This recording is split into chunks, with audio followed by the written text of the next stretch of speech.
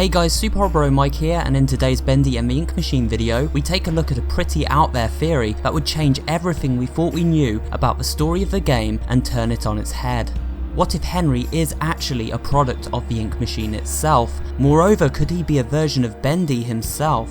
While this theory is a little wild, there is a surprising amount of evidence to support it, so let's get started and take a look. But before we jump into this video, remember to subscribe and hit that bell to be notified every time a new video drops. In order to explain this theory, we need to go back and take a quick look at everything we think we know as fact. We all assume that the beginning of Bendy Chapter 1 is the point in the story where, after receiving this letter from his old work partner Joey Drew, Henry returns to the workshop 30 years later, discovers the Ink Machine, completes the ritual, and powers it up, unleashing Ink Bendy, who may well be a reincarnation of Joey himself. And yes, this does happen. However, upon a closer inspection, Henry obviously wasn't the first person to complete the ritual and power on the mysterious Ink Machine. When exploring Joey Drew's studios, right from the offset we see ink pouring down, strange graffiti on the walls, characters strung up with their chests open, and other telltale signs that not all is well in Bendy Land. As well as this, we can see that while the studio is functioning, it obviously hasn't been used as an office space for many months or even years, as there are cobwebs everywhere. I'm pretty sure the janitor would have been on top of that. Not to mention that Susie Campbell's twisted version of Alice Angel has already seemingly cloned a ton of Boris and Butcher Gang characters. Sammy has been doing whatever Sammy does, and Norman has been creeping around with a projector stuck to his head.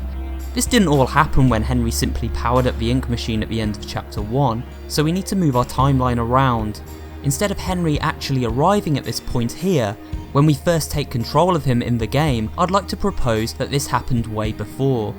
Henry actually arrives here and Joey is waiting. Joey wants Henry for the ritual alongside all the other workers past and present from the studio. Henry is then taken out by an unknown assailant, perhaps even Joey himself. The first ritual then takes place. We know from our reanimation theory that the Ink Machine may well take a human body and that person's key personality traits, be them good or bad, and then splice them with a cartoon template they best fit to create a living version of that character. So as Henry seems to be the creator of the original Bendy cartoon, as suggested by his audio log in Chapter 3, it would make sense for Henry to be reanimated as his initial Bendy design, a design rejected by Joey Drew. So instead of looking like this, or this, the Bendy Henry would be reanimated as would look more like this. We heard Sammy mention that Henry looked familiar. Wait, you look familiar to me. That face. Not now, for our Lord is calling to us, my little sheep.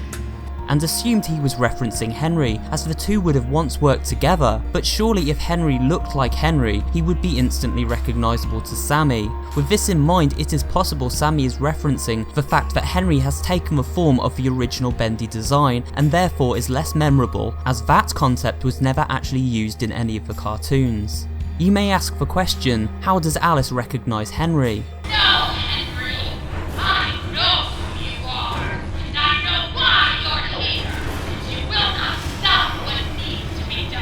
This can only be answered with speculation. Susie would have known that Henry was the only animator to ever use the original Bendy design, and so would be the only staff member to embody a look like this.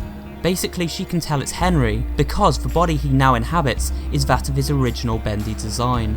We even have more evidence to support the fact that Henry may be Bendy.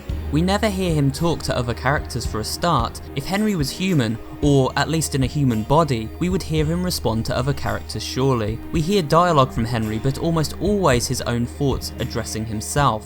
So this is the Ink Machine, huh? Wonder how you turn it on. Now I just need to get the ink flowing somehow.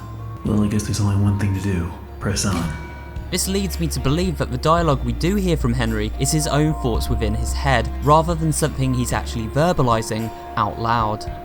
We never see anything of Henry either. We don't even see his hands or feet at any point. Now, could this be intentional on the part of the developers so as not to allow us to see that Henry isn't actually human at all? When looking at the original files for Bendy Chapter 1, we even find this Bendy design, which I had previously theorised as an early concept for Demon Bendy. However, maybe this was in fact an unused model for Henry's character design within the game. Maybe this is what Henry is supposed to look like if he is indeed a version of Bendy himself. Even Joey Drew's book was titled The Illusion of Living, perhaps a hint towards the fact that Henry is no longer alive, but rather a reanimation of his former self, who believes he is still living as we play through the chapters of the game. This takes us back to our timeline that now looks like this. Henry arrives at the studio. He is then taken out. The ritual is performed. A template of Bendy is set up inside the ink machine. Henry is reborn as Bendy, and the game begins. Henry then activates the ink machine, and Joey is reborn as Bendy using the last template that was within the machine, only he is reanimated as a twisted hybrid of his own Bendy design. Now this explains why the studio is the way it is when Henry arrives, because as we start playing the game, he hasn't arrived, rather he has been reanimated as Bendy. There may have been quite some time which passed between when Henry originally arrived back at the studio and when he was reanimated and we took control of him in the game. Hence the state of the studio and progress already made to the ritual and its characters.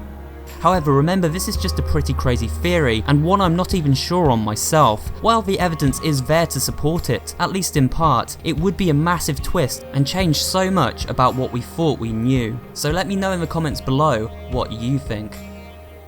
And that's it for today's video guys, I hope you did enjoy it, and if you did, remember to give it a like and subscribe for more horror related content, including theories, analysis and let's play videos, and I will see you on the next one.